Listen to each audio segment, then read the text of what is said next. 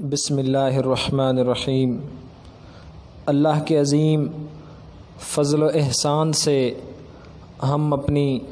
سورت حجرات کو مکمل کرنے کے بعد اب سورت ملک کے ترجمے کی طرف بڑھ رہے ہیں۔ سب سے پہلے اللہ وحدہ لا شریک کا ہزارہا اور کروڑوں مرتبہ احسان اور شکر ہم پر ہوا کہ ہم اس قابل ٹھہرے کہ اللہ کے قرآن کی ایک صورت کو سمجھ پائے،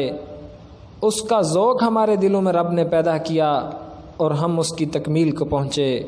ورنہ شاید کہ ہم اس قابل نہ تھے کہ اللہ کی کلام کو اس اچھے طریقے سے سمجھ پاتے، پڑھ پاتے اور سیکھ پاتے۔ بسم اللہ الرحمن الرحیم۔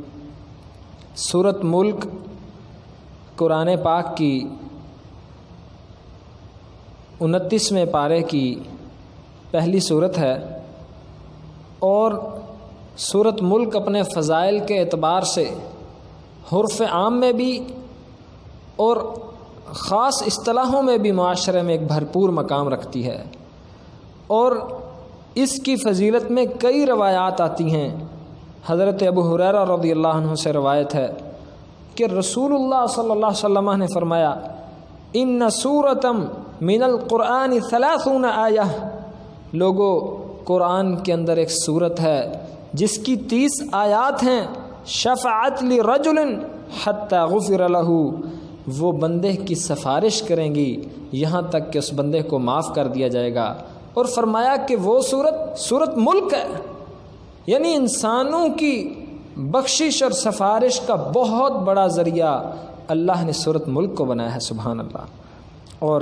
ایک اور روایت میں رسول اللہ صلی اللہ علیہ وسلم نے فرمایا کہ قرآن کی سورت من القرآن ما ہی الا 30 آیہ خاصمت عن صاحبها حتی ادخلتہ الجنہ، ایسی صورت ہے جس کی 30 آیات ہیں، وہ اپنے پڑھنے والے کے معاملے میں رب سے جھگڑا کرے گی وہ صورت،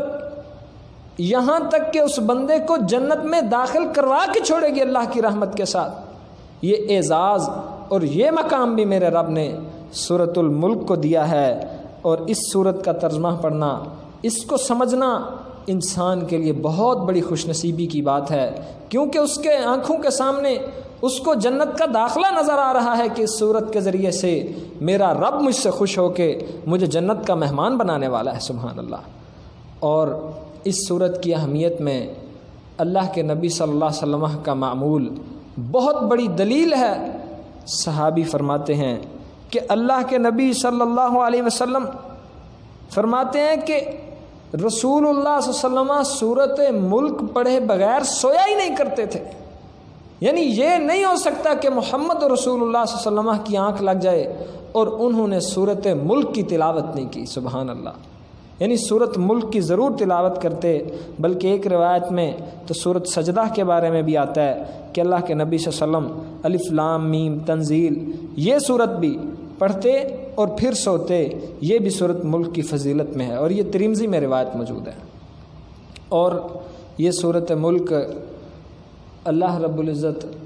کے احسان اور فضل سے اس قدر مالا مال ہے کہ انسان کو قبر کے عذاب سے اور ان چیزوں سے بھی کفایت دینے کے لیے جو اس کو مسلسل روٹین سے پڑھتا ہے، اللہ تعالیٰ اسے قبر کے عذاب سے بھی محفوظ رکھتے ہیں۔ یہ سورت ملک کی فضیلت ہے، بلکہ قرآن تو سارا کا سارا ہی رہنمائی اور ہدایت کے ساتھ ساتھ شفا ہے اور سفارشی ہے۔ قیامت کے دن سائبان بن کے، مہربان بن کے، نگہبان بن کے اللہ کا کلام اپنی ساری صفات کے ساتھ اپنے بندوں کی مغفرت اور شفاعت کا کردار ادا کرے گا۔ جس کا تعلق اس قرآن کے ساتھ زندگی میں اچھا رہا، جس نے لیل و نہار میں قرآن کو پڑھا، قیام میں پڑھا، جس نے قرآن کو سمجھا، اللہ نے اس کو بڑے اعزازات سے نوازا ہے۔ اس سورت کی مختصر تفصیل یہ کہ اس میں اللہ رب العزت کی قدرت اور اس کی شان کے مظاہر بیان کیے گئے، اس کے بعد زندگی کا مقصد بیان کیا گیا، آسمان کی تخلیق بیان کی گئی، جن و انس کا معاملہ بیان کیا گیا، کہیں پرندوں کی مثالیں دے کے سمجھایا گیا، کہیں پانی کی مثالیں دے کے سمجھایا گیا، اور اخروی مسائل اور جہنم کی ہولناکیوں کو بھی بڑے اچھے انداز سے بیان کیا ہے۔ بہت اچھے انداز سے جہنم کی ہولناکیاں کھول کھول کے میرے رب نے اس صورت میں رکھی ہیں کہ لوگوں تم کدھر گمراہی کی طرف بھٹکے جا رہے ہو۔ اس جہنم کے بارے میں سوچو، پڑھو اور سنو جو رب نے مجرموں کے لیے تیار کیے ہیں۔ اور اس صورت کے مضامین میں یہ بھی ہے کہ مجرم کس طرح اعتراف جرم کریں گے۔ پھر آگے توحید کے مسائل بیان ہوئے کہ عقیدہ کیسا ہونا چاہیے، کیا اللہ کے علاوہ تمہاری کوئی مدد کر سکتا ہے؟ کوئی اللہ کے علاوہ مدد نہیں کر سکتا۔ اس لیے یہ صورت بڑی اہمیت کی حامل ہے، کیونکہ انسان کے عقائد میں سب سے اہم چیز اس کے اسلام اور دین اور ایمان میں سب سے اہم چیز اس کا عقیدہ ہے، اور وہ عقیدہ توحید ہے۔ اللہ رب العزت نے قرآن پاک کی صورتوں کے اندر بار بار ارشاد فرمایا، کتاب احکمت آیاتہ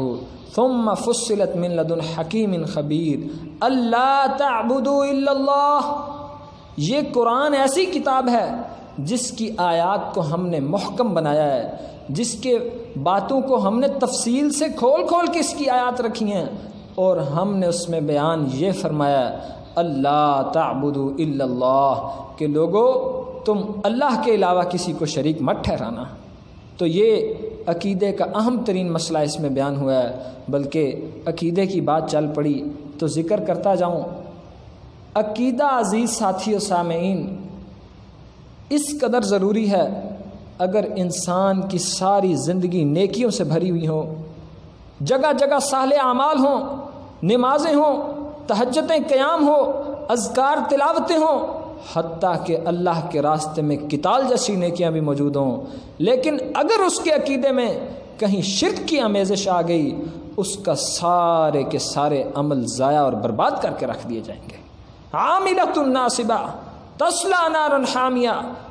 اللہ رب العزت کا فرمان ہے، فرمایا ہمارے پاس آئیں گے قیامت کے دن، ان کے ماتھے سجدے کر کر کے تھک چکے ہوں گے، لیکن ان کو دہکتی ہوئی آگ میں ڈال دیا جائے گا۔ ان کا جرم یہ ہوگا کہ وہ دنیا کے اندر رہ کے اللہ کے ساتھ شرک کیا کرتے تھے۔ یہ عقیدہ اس قدر ضروری ہے۔ تو یہ صورت ملک کے ذریعے سے اللہ تعالی ہمیں اپنی محبت بھی عنایت فرمائے گا، کیونکہ توحید کا حقیقی معنی یا اس کو سمجھنے کے لیے اصل چیز ہم یہ سمجھیں کہ اللہ کو وحدہ لا شریک ماننے کا مطلب اس کا حقیقی تعارف حاصل کرنا ہے، اور اس سے اللہ کی حقیقی محبت حاصل ہوتی ہے۔ اللہ تعالی ہمیں سورۃ ملک پڑھنے، سمجھنے، اس کی تلاوت کرنے اور اس پر عمل کرنے کی توفیق عطا فرمائے۔ وما توفیق اللہ باللہ، وآخر دعوانا ان الحمد للہ رب العالمین۔